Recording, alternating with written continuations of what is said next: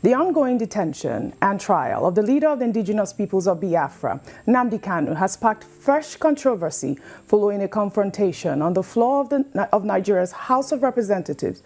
At the center of that confrontation is Abia State Representative Obi Agwocha, who engaged House Speaker Tajuddin Abbas in a tense 7-minute exchange over what he describes as Kanu's deteriorating health condition and the government's silence on the matter.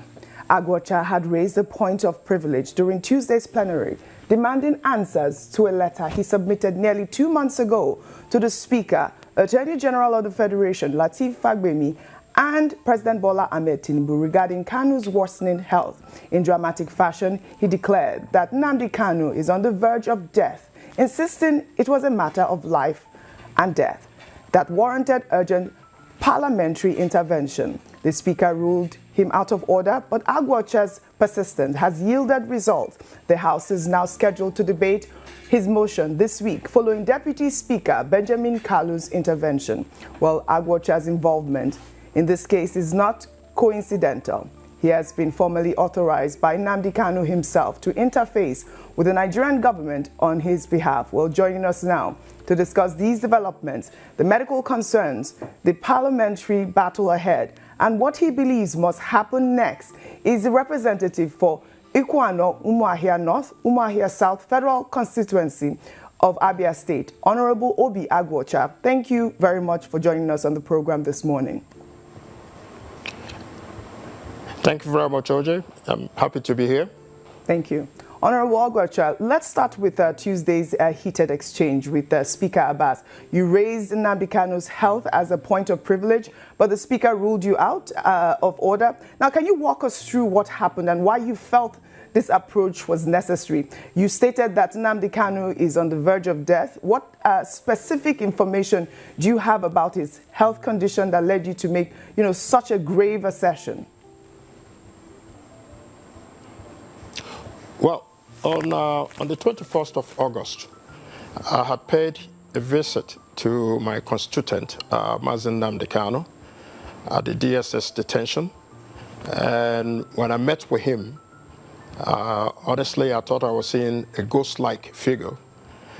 We discussed extensively, by which we had an intervention of his medical doctors to do a full assessment of him. And their conclusion, which was part of the report that I sent to Mr. President, that I sent to the Attorney General and to my Speaker, was the conclusion of the report was that Mazi Nnamdi Kanu had organ insufficiencies, including a low potassium count. You could also recall that during the rendition, the extraordinary rendition on him, his nose were broken, and so many other issues that arose from that. So mainly what I was saying to the Attorney General and to Mr. President and to my Speaker was for them to urgently intervene to give him adequate medical treatment, and at the same time for them to constitute their own panel, government panel, to reassess Mazi Nnamdi Kanu with a view to look at the medical report that was in existence, which was his own medical report. And the Attorney General actually constituted a medical team to reevaluate Mazi Nnamdi Kanu. Upon their evaluation, they even went further than Mazi Nnamdi Kanu's team of doctors to also verify that there were other issues that even were not captured by Mazi Nnamdi Kanu's lawyers.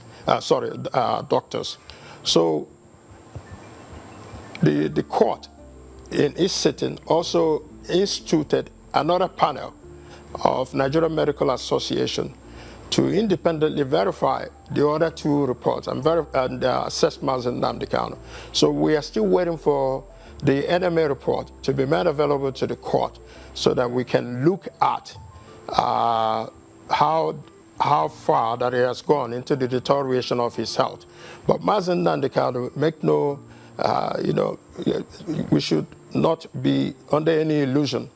He's sick, And if his health is not managed away from the primary health centers that he's been managed at the DSS facilities, what we are requesting for Mr. President is for him to intervene to have DSS transfer Mazi Nnamdi Kanu from a primary healthcare type facility to an adequate tertiary health facility anywhere in the country, so that his health can be managed effectively. Otherwise, if by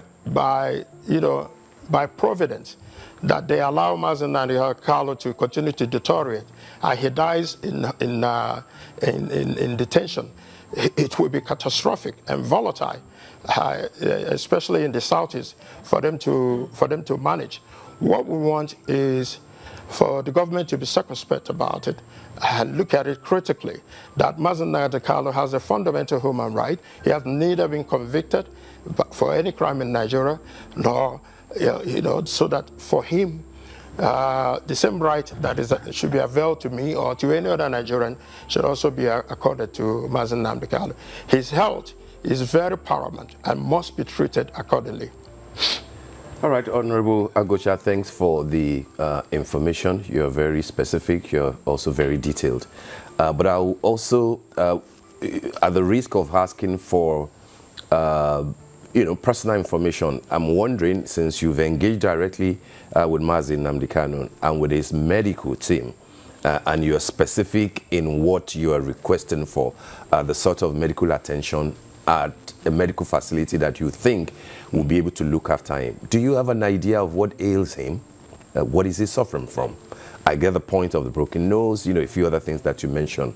But then if we're using phrases like on the verge of death and that the health is deteriorating, and we're talking, 2 months ago up till now, what precisely ails him, and what are your expectations when you return to plenary and you represent your demands to the Speaker of the House of Representatives? Are you hopeful that he will do the needful?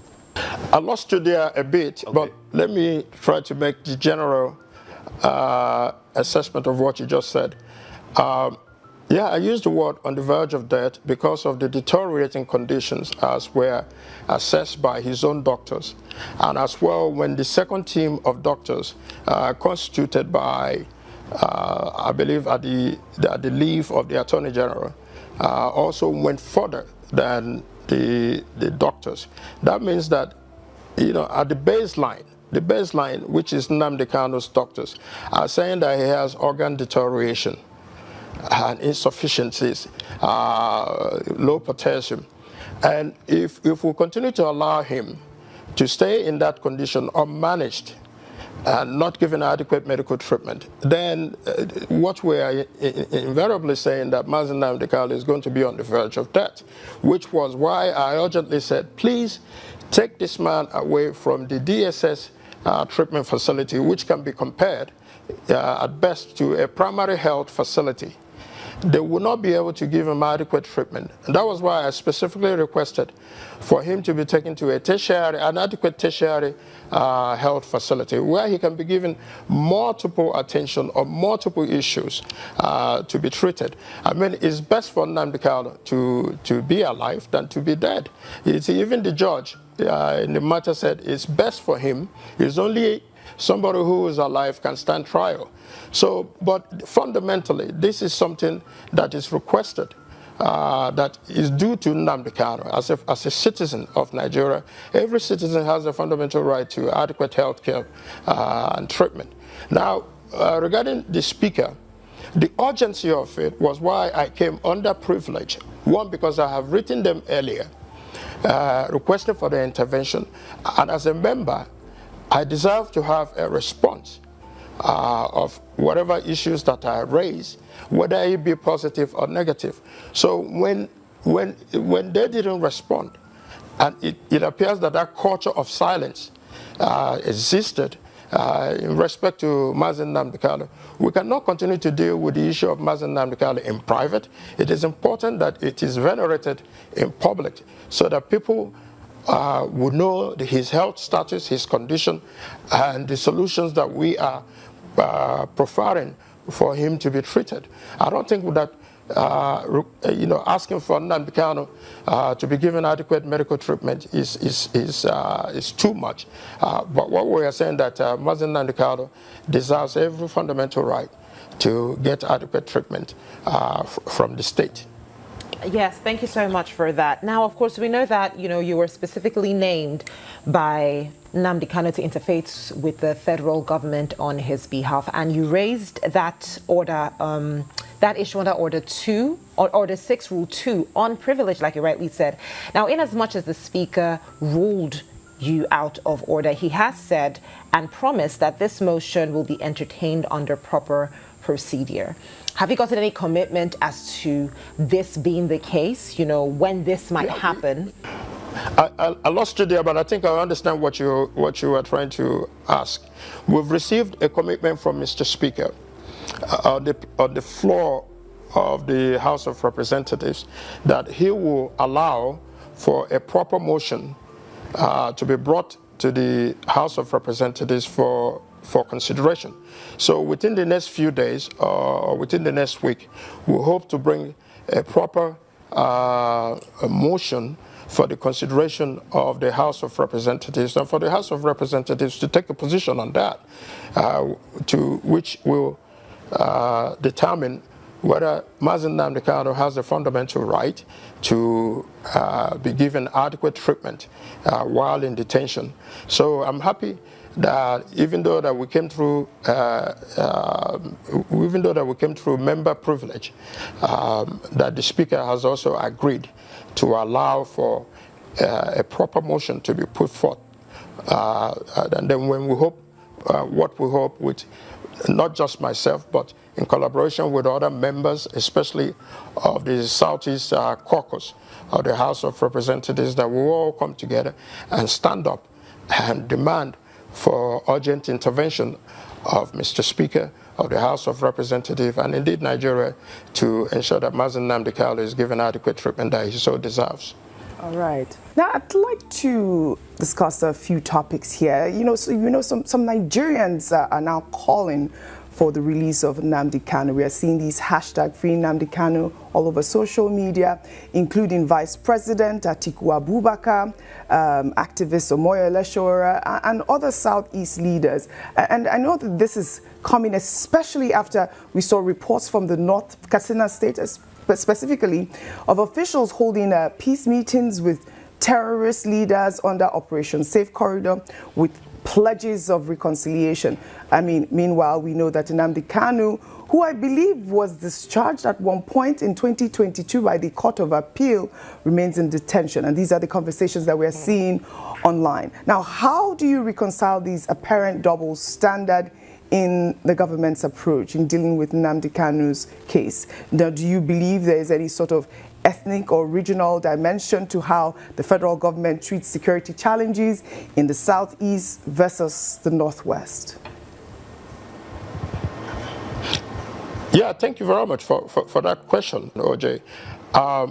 Clearly, Section 40 of the Nigerian Constitution as amended guarantees the right to peaceful assembly and association. So I'm very happy that despite the veil and the veil of silence that has existed all over the country, Nigerians are waking up to their responsibility and demanding for justice for Mazi Nnamdi Kanu. And if it takes for them to have a peaceful protest, then that's what it would take. I've endorsed that, that we all should speak up now. The truth is that in Nigeria there appear to exist two sets of rules. One specifically for the Igbos and another for the other Nigerians, especially in the administration of criminal justice in Nigeria, where an Igbo man, goes through a whole lot of challenges than any other tribe in Nigeria. That bias, I don't know where it exists and comes from, maybe since after the post-Civil War. But we are all Nigerians, regardless of our ethnic backgrounds, regardless of our cultural backgrounds. The same right that exists for a Northerner, for a Yoruba man, for any other tribe otherwise minded, it's the same right that should exist for the Igbo man. There shouldn't be any special exceptions. I mean, look at Nnamdi Kanu. See, look at what we are fighting is even to get treatment. There are a whole lot of people in that gap previously that were held by the state that even demanded to go overseas to get treatment, treatment for their ailments. But in Nnamdi Kanu, it seems that we have to go 10 steps further, sometimes more challenges, uphill task, to even get the government to consider giving adequate medical treatment to Nnamdi Kanu. You also look at in the administration of criminal justice, the charges that have been put forth to Mazi Nnamdi Kanu, when others that were also in the same gap were pardoned or exonerated by the court. At the determination of the court, they were free. But Nnamdi Kanu has been subjected for 10 years in trial. 10 years in trial, and to no end would that happen. So, but as of today, a lot of Nigerians are coming together to say enough is enough. Look at the recent pardon of Mr. President. He pardoned everybody, even those who are drug lords, those who have murdered people in the country. Yet Nnamdi Kanu has not been proved either through the court testimonies of witnesses or otherwise minded that he has committed any offense. Yet he's been subjugated and he's been subjected to almost like his rights as a person have been dehumanized. So what we are asking for is for the government to be able to look critically on the issue of Mazi Nnamdi Kanu, to ensure that fundamentally that this is the aspirations and hope of people, especially of the Igbo tribe, that if Mazi Nnamdi Kanu is released, it will bring about, it will bring security in the Southeast, it would enhance productivity, and at the same time, allow the Igbos to freely be engaged in various activities that Igbos are running away from because of high crime and criminality, banditry and assassination. So for Mr. President, it would also help Mr. President consolidate his goodwill in the Southeast. But for him, and then you look at, I'm sorry to say, but when you look at his prosecution team, every member of his prosecution team are Yoruba. So the judge is Yoruba. It now appears as if it's a war between the Yoruba tribe and the Igbo tribe. It shouldn't be like that. So for us, it is critically important for the government to be circumspect about this, and the Igbos are asking for it, and that this is our this is our hope and aspiration, that the president can consider universally the release of Mazi Nnamdi Kanu, so that Southeast can return to peace, and Mazi Nnamdi Kanu can come to his family and be engaged in productive activities as he has been previously. That he's demanding and demanding for the welfare and well-being of his people is not it's not a crime. Right. Anybody can demand for the betterment of their people. After all, their people, which are the Igbos, themselves have felt exceedingly marginalized in this project called Nigeria. But we are Nigerians. We need to come together and work together, hand in hand, to ensure that what is good for the other tribes, what is good for every other person is also good for the Igbo man, and begin to stop this hatred, biases that occur when it's an Igbo man than otherwise stated. Right, so I'm pleading with Mr. President, I'm pleading. Go ahead. You were saying yes. You're pleading to Mr. President, but I wanted to take you on that. We're pleading with Mr. President to take a second look at the issue of Mazi Nnamdi Kanu. When Mazi Nnamdi Kanu was initially arrested, he was 46 or 47 years old, and now he's about 57 years old, and still in detention, still on trial. And it is important that we'll bring all the spectacle to a conclusion and free Mazi Nnamdi Kanu as we are demanding for. I wanted to take you up on that rhetoric you made about the president granting clemency to 175 inmates and ex-convicts. Now, you know that the presidency is defending this as a legitimate exercise of constitutional powers of mercy. Now, given that you have been authorized by Nnamdi Kanu to interface with the federal government on his behalf, do you believe, now considering that he had, you know, that Court of Appeal had discharged him in 2020, do you believe that Nnamdi Kanu should be a candidate for presidential clemency as well? Is that what you're suggesting? Have you explored this avenue? Well, the clemency starts with a conviction. Mazi Nnamdi Kanu has yet to be convicted in any court in Nigeria. Rather, he's been acquitted. Most charges against him has been discharged by a Nigerian court. The problem previously was Nigerian court were adamant and were not obeying court orders. So we want this president, like I said, to be circumspect as to many discharges that has happened in the case of Mazi Nnamdi Kanu. But on the whole, the president should be holistic. What is the best interest for the Southeast? For peace and stability in the Southeast, to have a reduction in high crime and criminality, banditry and assassination, starts from the release of Mazi Nnamdi Kanu. So it is important that the president understands that the Southeast must have to be made whole, that we can no longer continue to remain in silence and think that everything is going to be better. So what I'm pleading with Mr. President is, if he's listening today, Mr. President, we know that you are the original Jagaban, that you have the authority, constitutional authority, to bring these matters to a close by even invoking Section 174 of the Constitution to ensure that the discontinuation of the trial. Let us sit on a table, political round table, and seek common solutions to this. The Southeast are asking unequivocally for the release of Mazi Nnamdi Kanu. The entire Nigerians, as you will see, maybe on October 20th, will come out in droves to demand for the release of Mazi Nnamdi Kanu. I believe that the president is a listening and attentive president, and I'm sure that he has heard various voices, and I'm sure that he's also looking for a solution on how to be able to solve this issue. I said previously that I will make myself available to come to discuss with the government at all levels. They've also availed me opportunities in the past, but for now, for all of us to come together and find a common solution that will bring about the discontinuation of the trial and the health situation of Mazi Nnamdi Kanu, to ensure that we have peace and stability in the Southeast. I think those should be the paramount issues to talk about.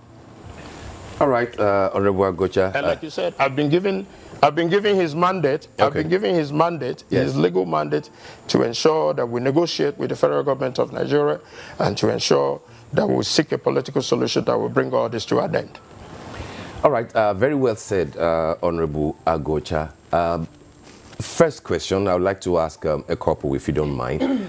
What do you think recommended you, yes, for the role that Mazi Nnamdi Kanu has given you as the negotiator with the federal government, given that you are also part of government one way or the other? But I also heard you say something akin to conspiracy of silence, even in the National Assembly, as far as Nnamdi Kanu's issues are concerned. What recommends you for this role, and what specific holistic move do you think that you have made as Southeast, as Igbo nation, to consider what Ohaneze has always, tried to say, that it is political solution that can ultimately free Nnamdi Kanu? I'm asking this because you are also endorsing the protest, peaceful protest, we've been told, but then you are endorsing it on the one hand, and then on the other hand, you seem to be asking for a political solution.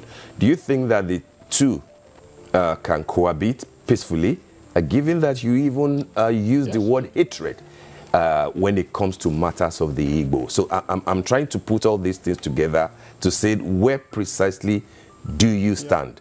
A protest or peaceful negotiations to get Nnamdi Kanu sorted? The Americans say you can walk and chew gum at the same time. So I can still support the protest because it is a guarantee of the Constitution. Like I said, Section 40 of the Constitution guarantees the right for peaceful assembly and association. So Nigerians are guaranteed to that. I am also a Nigerian. If I feel that I need to protest against the silence, against the culture, repeated culture of silence in respect to Mazi Nnamdi Kanu, the injustice that have been meted to Mazi Nnamdi Kanu, then it is my right as well, despite also being in government, to say, no, this is my primary constituent, which is Mazi Nnamdi Kanu, that I do not like how he's been treated, especially the administration of criminal justice, especially as it held in regards to his health conditions. So on that side, I do not see that it is anything unusual or extraordinary for me to endorse such. Anywhere we can get Nigerians to come and put pressure on the government to ensure that Mazi Nnamdi Kanu is adequately taken care of, or to ensure that Mazi Nnamdi Kanu is released, then that assembly, peaceful assembly, has my endorsement. Then on the other hand, I'm the representative of Mazi Nnamdi Kanu. I've known Nnamdi for a very long time. We went to primary school together. He was my junior. Went to secondary school together. We lived in the same home here. He's my constituent. So it is my responsibility in government to speak not just for him, but for many others in that gap of injustice. So it's my responsibility as well. Now, for him to have given me the mandate to negotiate means the highest confidence that he has and trust that he has in me, to know that I will stand by him unequivocally regardless of the circumstances, and that I will be there to speak up, to ensure that his matter is given a national urgency that he has been given right now. So on that basis, I am confident that with my relationship with my colleagues, with my relationship with other people in government, that we can bring about a political solution. Initially, we had 60 members of the House of Representatives that signed a letter, if you recall, 60 members from all political delineations, backgrounds, that signed a letter to Mr. President, and up to another group of 180, half of the House of Representatives, that signed a letter to Mr. President. So on a political scale, we believe that if all the Igbos come together, it's not just Obi Agocha, if all the Igbos, if all Nigerians of goodwill, of good conscience come together, that we can sit with the administration and negotiate a political solution that will be in the best interest of Nigeria, that will be in the best interest of Mazi Nnamdi Kanu, and that will also be in the best interest of the Igbos, the Southeast in general, who are themselves bearing the brunt of high crime and criminality, banditry and assassination, and kidnapping that are so prevalent in the Southeast. So I believe that this is a unique opportunity for the government again to look towards, with us look towards finding a common solution to this problem. Nnamdi Kanu has suffered enough. He has been prosecuted enough, and yet has not been convicted of any crime. Rather, most of the charges, 15 charges, were initially filed against him on terrorism, and of those 15 charges, 8 has been dismissed by a competent court of jurisdiction. And the remaining 7, we still believe, based on the evidences presented in court, that the federal government has yet to prove otherwise, that Mazi Nnamdi Kanu has done something extraordinary to be charged with the high level of terrorism charges that have been given to him. And now you also remember the extraordinary rendition of Mazi Nnamdi Kanu. Mazi Nnamdi Kanu was kidnapped from Kenya, brought to Nigeria. On what basis does the Nigerian court has jurisdiction to even try Nnamdi Kanu in the first basis? So, but these are the things that we have to look at involved with the administration and seek a common solution. We want peace. We want peace in the Southeast. We want peace in Nigeria. And we want everybody who goes through, especially in the administration of criminal justice, to ensure that, nobody is marginalized simply because of their race, or marginalized simply because of their religion. I believe that this is a unique opportunity this week and otherwise to be fully engaged with the government to bring a common solution to this. All right. On that note, Honorable Obi Agwocha, I would like to thank you very much for joining us on the morning show this morning.